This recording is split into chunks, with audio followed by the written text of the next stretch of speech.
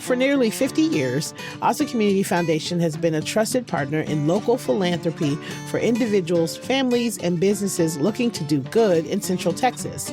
And Austin Community Foundation is inviting you to Austin in Common on Tuesday, April 14th at ACL Live Moody Theater. Austin in Common is more than a fundraising event. It's an opportunity to connect, celebrate, and invest in a brighter future for the city we call home. And by attending or sponsoring this event, you're not just supporting a cause, you're strengthening the foundation of Austin itself. Details are at austinincommon.org. Celebrate 35 years of art in nature at the Umlauf Sculpture Garden and Museum's Garden Party fundraiser on April 16th.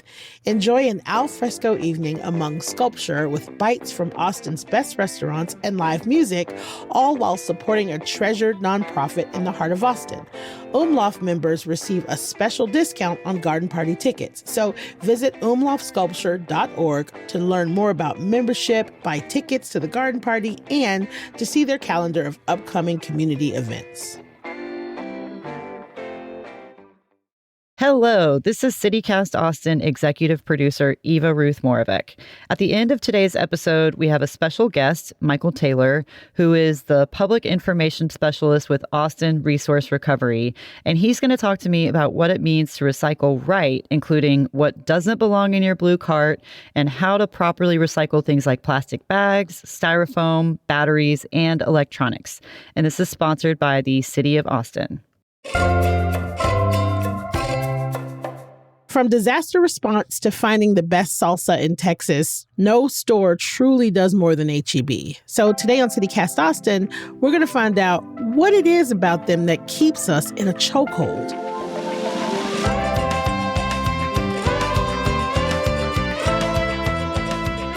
It's Wednesday, March 25th.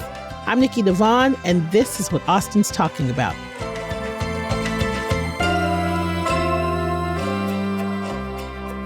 Hello, I am here with Heidi Post, Senior Director of Public Affairs for Central Texas at H-E-B. Hi, Heidi. Thank you for being here. Hi, Nikki.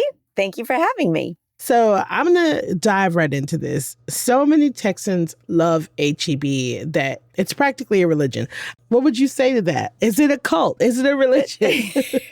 It's just a sweet little company, honestly. It really is. We love the fandom, I have to say. We do, right? But at the end of the day, it really is just a grocery store. It really is what it is. But for 120 years, since 1905, this family that still to this day owns and operates this little grocery store. And little is the wrong word these days, of course. We all know that. But has really just had the philosophy that we sell groceries to support the communities that we serve. So, it's really all about people, not bread, milk, and eggs. It's really about the people. Yeah. So to your point, H-E-B started in 1905 as a one-room grocery store in a family home.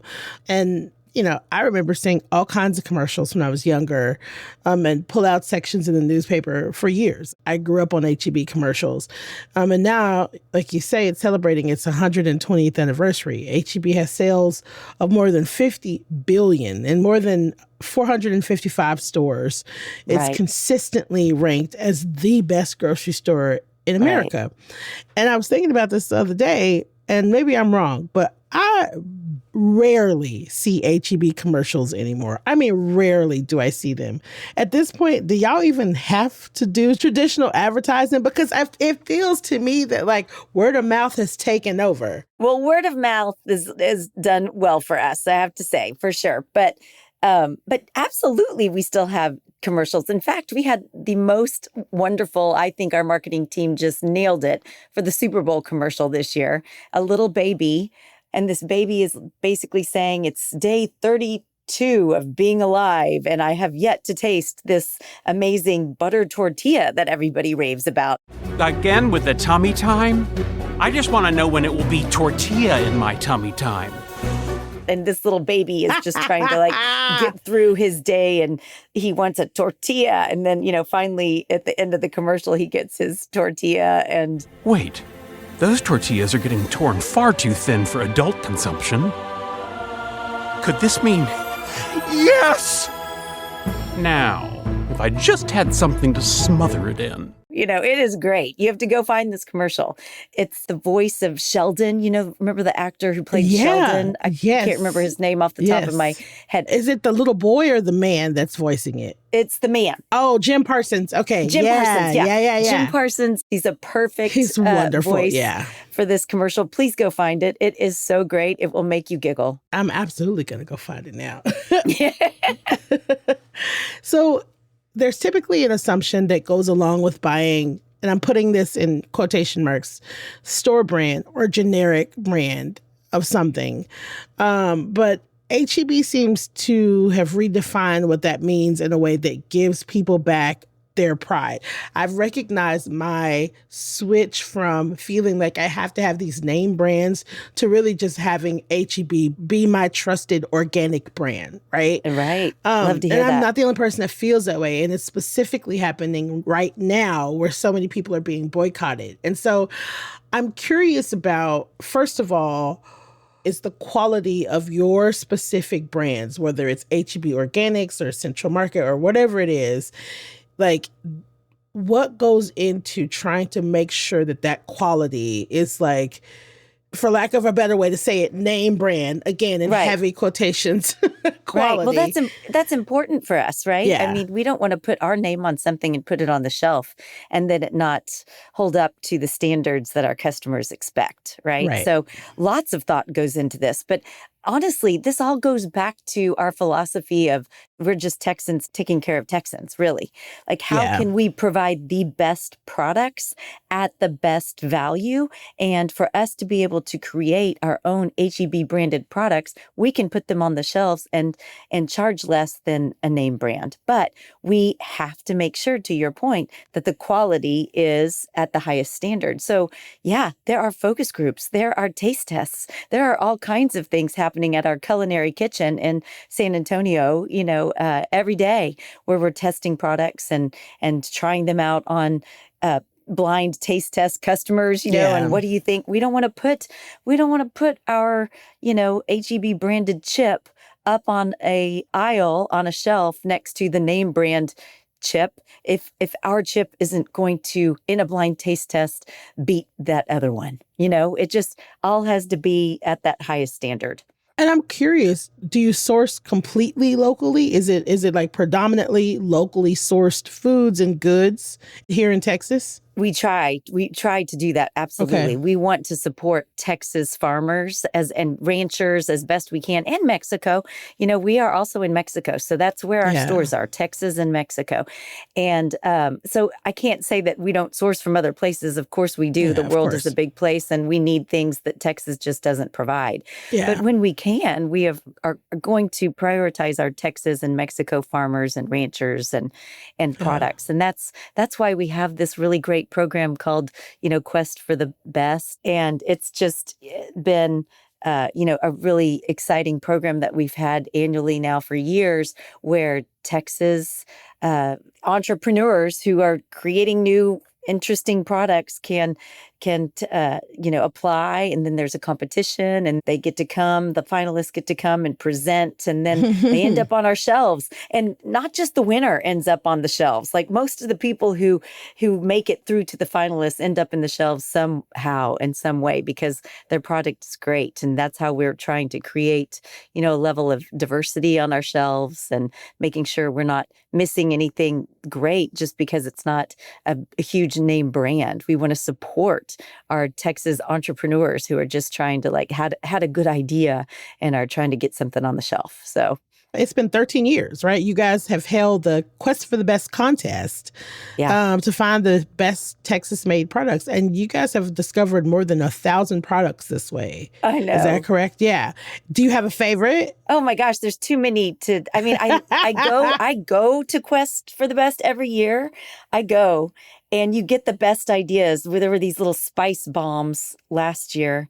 And I was like, I need these spice bombs. I'm just going to throw these in my crock pot with my meat, and voila, it's done. Instead of me trying to put in all the cumin and all the paprika and get all these things just right, it's all right there together for it. And there's lemonades. A couple years ago, I became this lemonade junkie for a while. Yeah, I mean, and they get to keep their branding and their name. It's just it's in your stores. It doesn't become HEB brand. It's no. I love that. No, okay, I love that. Now you brought something up that I want to circle back to. You brought up your prices. How is HEB able to keep prices low in this economy? How? It's hard. I know. Well, we keep our expenses as low as we can. We try to make sure that we are, again, honoring that value of who we are, that how can we take care of Texans? Mm-hmm. And we can do it in a lot of ways, but one way is to make sure that we are honoring Texans and our friends in Mexico with the lowest prices we can. And so we're just being as responsible a company as we can be when it comes to that.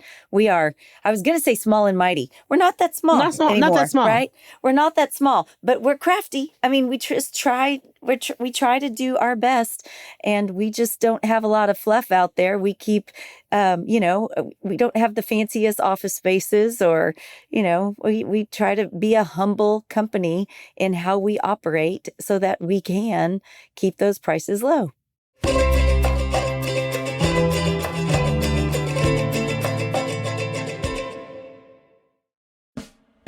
I'm CityCast CEO David Plotz, and I am wearing a Dewar rugby shirt right now. I'm also wearing my sand-colored stretch canvas Dewar pants, which I also wore yesterday too.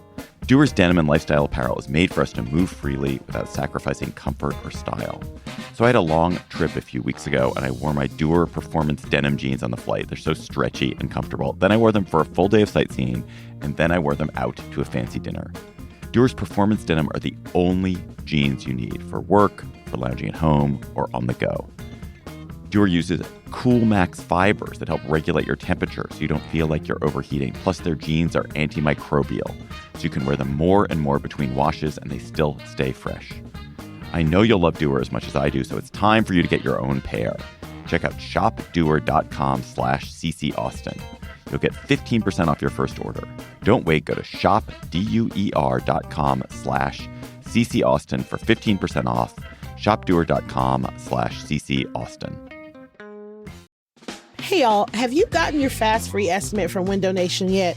If not, no worries. You can do it right now. And now is the best time because the more you buy, the more savings you can enjoy, like up to 50% off of all window styles. And they have financing options, including $0 down and payments as little as $199 a month. And just in case you haven't heard what Window Nation is bringing to the table, they have an A+ rating from the Better Business Bureau, a 50-point inspection of every window before it leaves the factory, a 20-point inspection of every window when it's installed, a 96% customer satisfaction rating, and of course, that sweet lifetime warranty on all of their windows. You can have your new windows installed in 1 day or less, and the installation crew leaders are working with over a decade of experience. So head on over to windownation.com now to get that estimate. Hi, CityCast listeners. This is David Plotz. I'm the CEO of CityCast, but I also have another job. I'm one of the hosts of the Political Gabfest, Slate's politics podcast. Every week, I get on mic with my co-hosts Emily Bazelon and John Dickerson, and we talk about politics and a lot more about other things that we care about. The Gabfest has been going for more than 20 years because the three of us love talking to each other, and we have an amazing community of listeners. If you like the open-hearted, curious way CityCast approaches cities, I think you'll like the Political Gabfest too. Stream it on YouTube or wherever you get your podcast. Now, you mentioned HEB is in Texas and in Mexico. Is it only Central Texas or is it Texas at large? It is Texas at large, although we're kind of expanding in the Dallas, Fort Worth, Lubbock area. Yeah. We're Yeah. expanding, and that's only been in the last few years.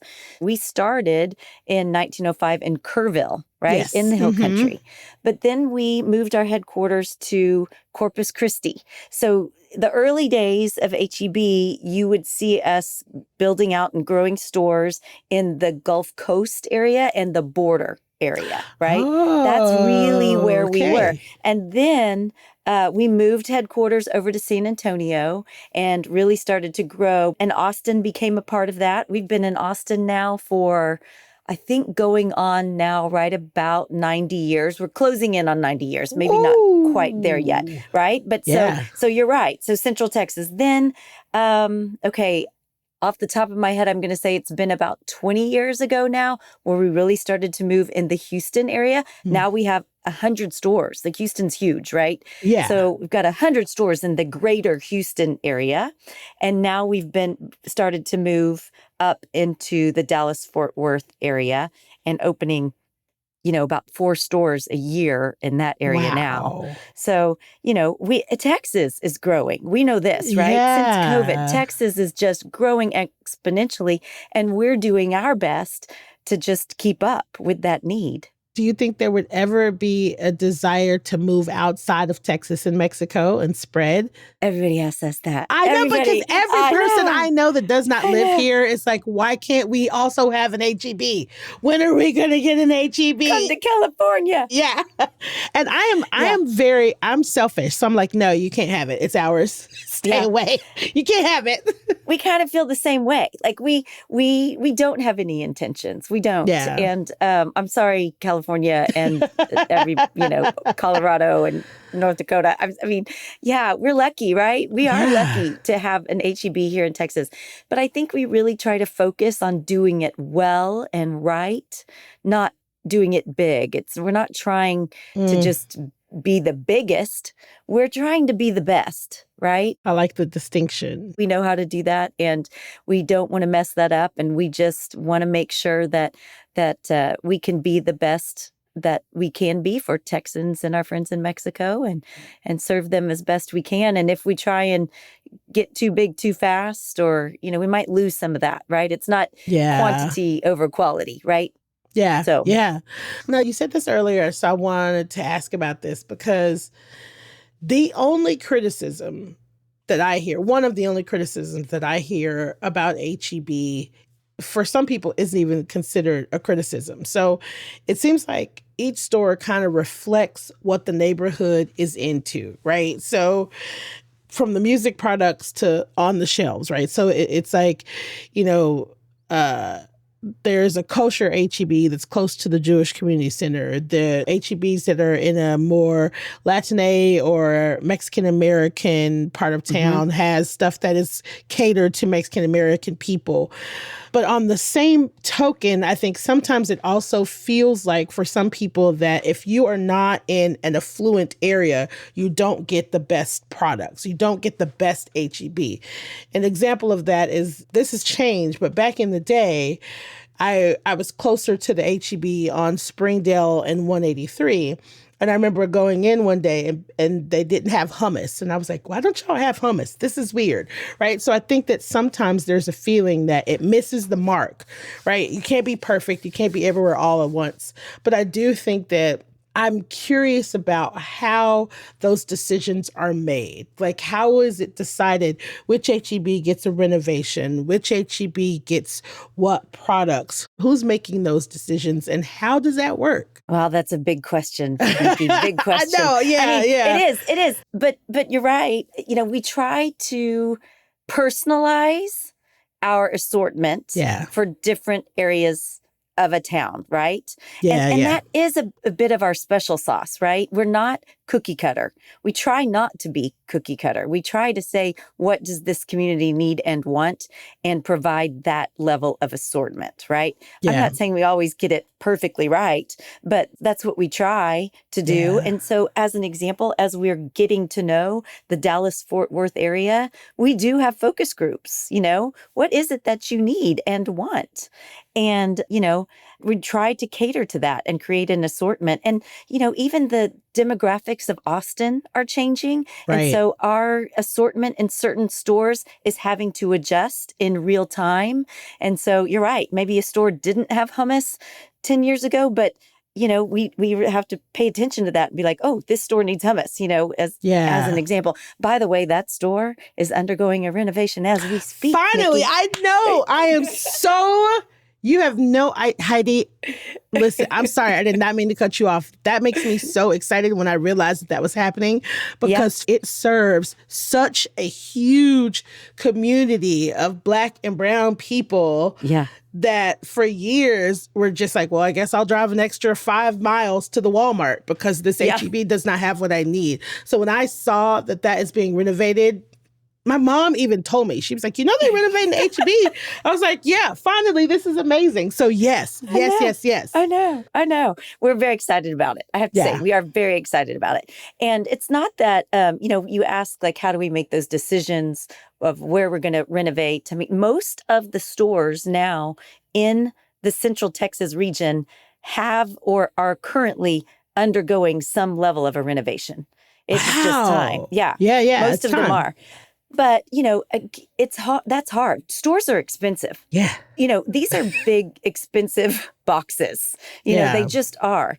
And as we try to make sure our refrigeration units are upgraded and we're being an even more, sustainable company and installing where we can solar panels on our roofs and things, with as many stores as we have across this state, we only have so much money to put back into these capital investments. So again, we're trying to be good stewards of the stores and the communities that need these renovations. And they're all in a cycle, but we're also trying to take care of renovating stores at the border, renovating old stores like in the Gulf Coast region, like I said earlier, where we really kind of started building those stores. And so it's hard to keep up with all of that. And things break down. Think about how hard it is to maintain a home. That's one thing you got to do. And your ice maker goes out. And you're like, it happens. It happens in stores too. So we're constantly upgrading. I'm curious because when I found out that they did not have hummus, I sent H-E-B an email and y'all responded to my email. You responded to my email about Thank hummus. God. And then, listen, I'm not saying that I got H-E-B hummus on Springdale and 183, but I did recognize that, like, later on, it was probably like a year or so later. I was like, oh, we have hummus. I'm not saying that is because of me, but I am saying that there does seem to be... I think you should just take all the credit for that, actually, Nikki. Take it. I am saying that my experience has been that there is not a direct line of communication, but, it's rare that someone answers an email of some random woman being like, why ain't y'all got hummus? But that is exactly what happened. So my question is, can people ask for products if they aren't in certain H-E-Bs? Yes. In fact, about a year ago, I ran across a customer who was looking for, it was a vegan mayonnaise. And I feel like we had been carrying it and then we weren't carrying it. And she came to me and said, I really need this in my life. What happened to it? I was like, well, it might have been that it wasn't selling. And she was like, I will buy it once a week. I promise to buy this vegan mayonnaise if you'll just bring it back. And I saw her again just before the holidays, and it had, like, I had sent in a note about this vegan mayonnaise, and it's back. Yeah. And I was like, yeah, it's back. So she's like, you did it. You got the vegan mayonnaise back on the shelf. And I was like, all I did was send one email and say, we have a customer who needs vegan mayonnaise, and we used to have it. And anyway, so we do try to honor it. I mean, because every person matters, right? Every person counts. Your voice matters. I can't say we can always accommodate every request that we get. Of course, yeah. But we're going to try and listen to you and do what we can and honor the fact that you made a request and that you matter, right? And so we try. We don't always get it right, but we try. I gotta say, man, it was a really reassuring experience because I wrote a whole email about it and I was just like, hey, I get it. And, of course, then I was just like, but this is an underserved community and we want things like fresh produce. We want things, blah, blah, blah, blah, blah. I got this very nice email back and I was like, oh, shit. Okay. This is amazing. This is amazing. And so speaking about your kind of community focus, I want to dive into your disaster response. The reason why I'm segueing into this is because it really just speaks to this feeling that I think a lot of Central Texans have, or just people that shop at H-E-B, that you just really are tuned into the community and that you listen, right? And so I'm curious when that started bleeding over into crises and natural disasters, because a lot of times it seems like y'all are there before other people are there, and y'all are responding before other people are responding. So when and how did H-E-B start doing that, start responding to big disasters and crises? Well, this is also a big question, Nikki. We have pillars of, what we give to. And to be fair and honest, the pillars encompass everything. I mean, it's just like everything from the environment to the arts to literacy to education to veterans, but hunger relief and disaster services are two of our key pillars. And hunger relief in particular, right? Let's start there. We are a grocery business. We have food on our shelves, right? So really one of our top pillars and values is how can we make sure people are being fed. And so our hunger relief program is really at the core of our disaster services, right? So when we're going out and you see us going into the storm, we're trying to get our mobile kitchen out there so that those first responders don't have to think about what they're going to eat. We can feed them. The communities who got hit. Harvey is a great example back in, I think, 2017. And we were down on the Gulf Coast just feeding all those people in the communities who'd lost their homes in Houston and all along the Gulf Coast in there. And, they lost their home. They don't have food. And what's okay, well, our store is closed down too, perhaps, because we've lost power. Let's get a generator over there. Let's make sure people have those basic necessities that they need. So, we really kind of got started with those kind of hurricane disaster services kind of situations where how can we get out there and how can we develop a mobile kitchen that we can get on the highway and get out there so we can feed people and give them the sustenance that they need so that they can go deal with the bigger issues that they're dealing with, right? Yeah. It's so funny. At a more local level, like H-E-B is involved in helping out with things like ice storms and water supply issues. I also, just as a side note, I've talked about this on the podcast before, I've seen y'all's disaster relief setup. I have seen the entire setup. And for everyone listening, there's a full-on mobile kitchen. There is a pharmacy that pops up. There's like something where people that are helping with disaster relief can sleep, where there's showers. It is an entire thing full of several semi-type trucks that like kind of have been fashioned into straight up like essentially a gigantic grocery store that you can pop up into a parking lot. And so I remember going to, H-E-B had, it was in a big parking lot and they were showing everybody about what their disaster program looks like. And I remember Did you do that here in Austin? Yeah. And that was just like maybe 2 years ago or so. Did you come to that? Yeah, I was there. Yeah, for sure. It was incredible. It was incredible. It's really interesting to hear about it. It's different to see it. And so, yes, H-E-B is a grocery store, but you also at times are operating more like mutual aid, like a mutual aid organizations, because yes, you're feeding people. Yes, you're feeding first responders, but it's also like, oh, do you need your meds? Yes, we also can get you your meds. Like this is an all-encompassing type service. And so anytime I see something like this, and I've had this conversation with other people as well, the question is, do state or local governments ever pay you back for these services? Do you ever have the state or local government come in and be like, hey, man, thank you for showing up in this way? Because what you're doing is mutual aid. That's what you're doing. And so I'm curious, has there been any kind of collaboration or partnership or anything? No. Well, we certainly collaborate. Absolutely. We had a kind of ice storm here in Austin just a month or so ago, and the warming shelters all around Austin.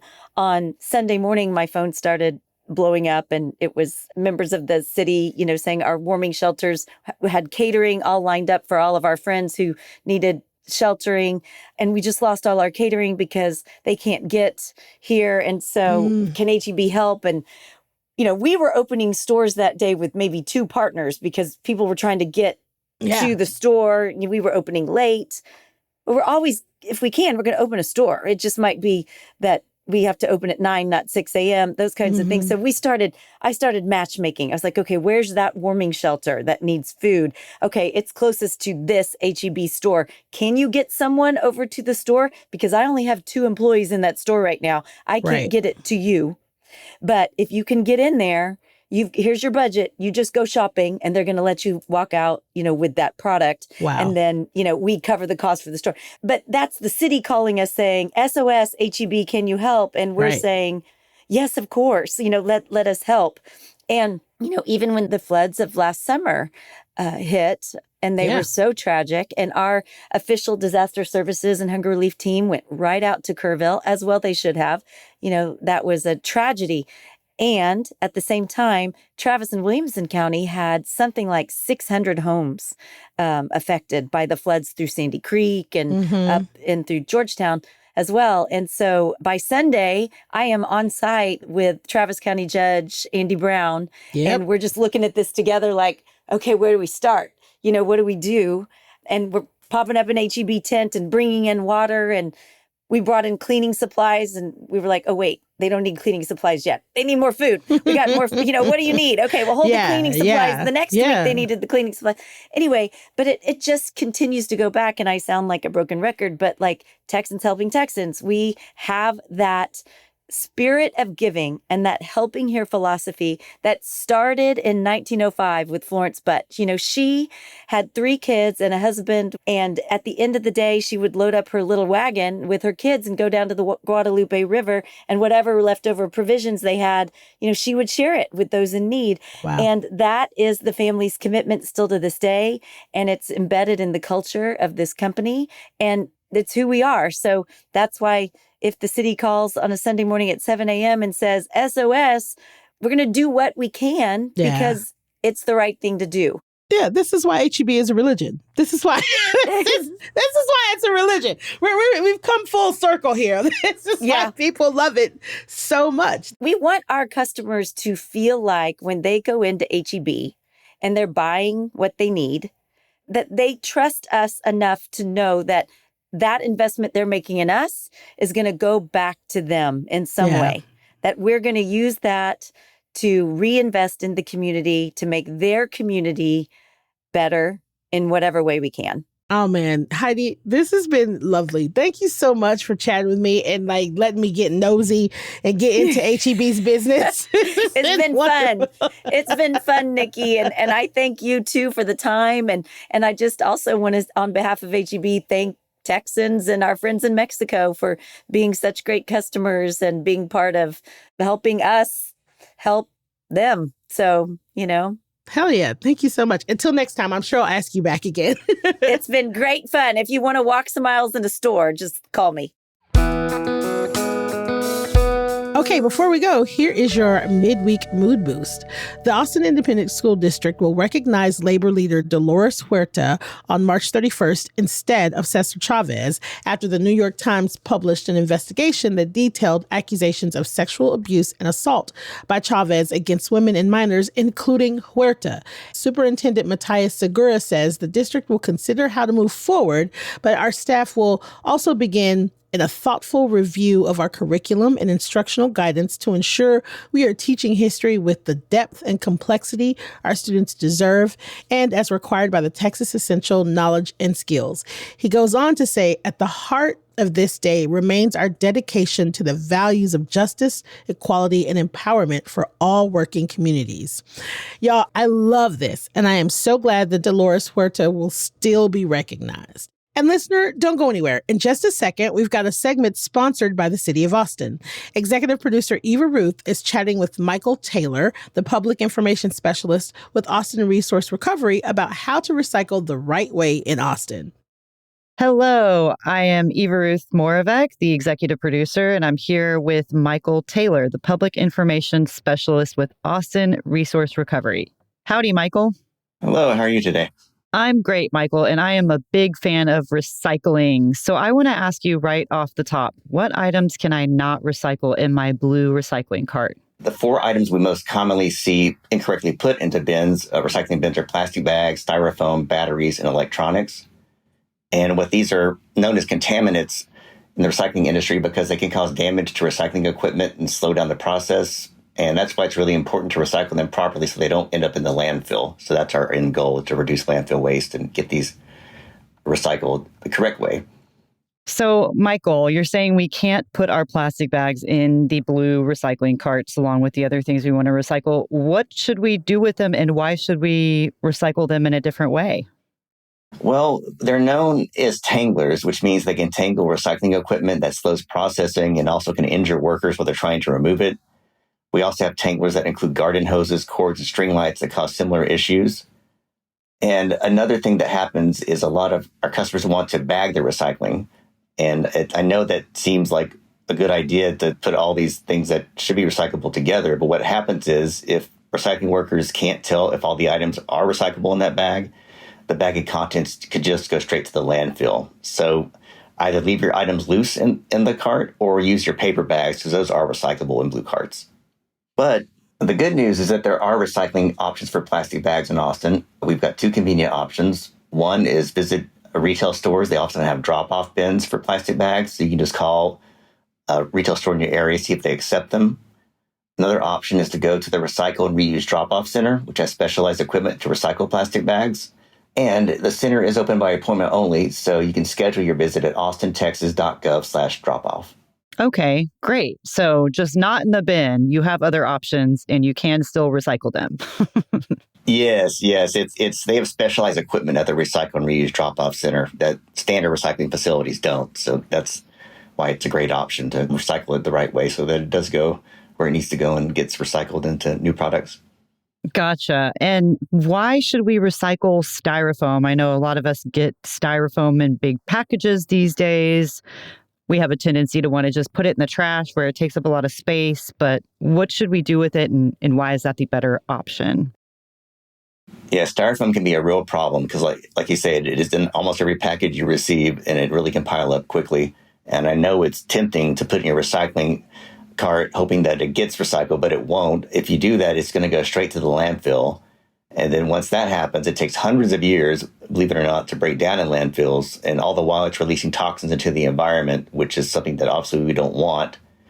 So while not recyclable curbside, residents can recycle styrofoam easily. The option is to take it to the Recycle and Reuse Drop-Off Center, which also recycles styrofoam, where it's shredded and melted, then is turned into new products like picture frames, crown molding, and other products. So it's a really great resource for doing that. It's also really cool to watch the machine working. It's pretty fascinating. But to do that, you can schedule an appointment at austintexas.gov/dropoff. And if you have plastic bags and you have styrofoam, take them all together. Well, ain't that convenient, y'all? You heard the man. Do what Michael says. And I know that, Austinites, we like to think of ourselves as environmentally friendly. We love the outdoors. We're healthy. We, are green in all these different ways. Why is recycling right important in Austin? And, tell us about how it kind of fits in aligned with those values that we hold as Austinites. Yes, well, recycling the right way, it protects workers, it keeps equipment safe, it reduces landfill waste, and it helps support Austin's zero waste goal. So all those things are going to help Austin be more eco-conscious and get these items disposed of in the right way so that they are reused and not just sent to the landfill. But one thing that we do have is a lot of good news is that our most recent contamination rate study showed that it's dropped from 20% to about 17%. So that is showing that residents' efforts are really having a real impact. So we're just trying to keep this momentum going and remind everyone that recycling right does make a difference. Well, Michael, thank you so much for being here. And again, y'all, don't forget to check out austintexas.gov/recycling to learn more.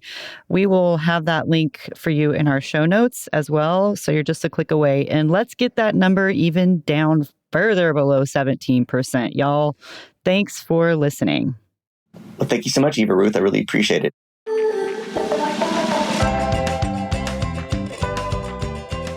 That's all for today here on CityCast Austin. You probably already know how to find HEB, but check our show notes for links to the stories we talked about. And if you enjoyed the show, why not tell your friend that you want to go walk around HEB with? Rate our show, leave us a review, and as always, subscribe to our CityCast Austin newsletter. If you really love us, or you love us as much as you love HEB, support us. Become a neighbor at membership.citycast.fm. We'll be back tomorrow morning with more news from around the city. Bye, y'all.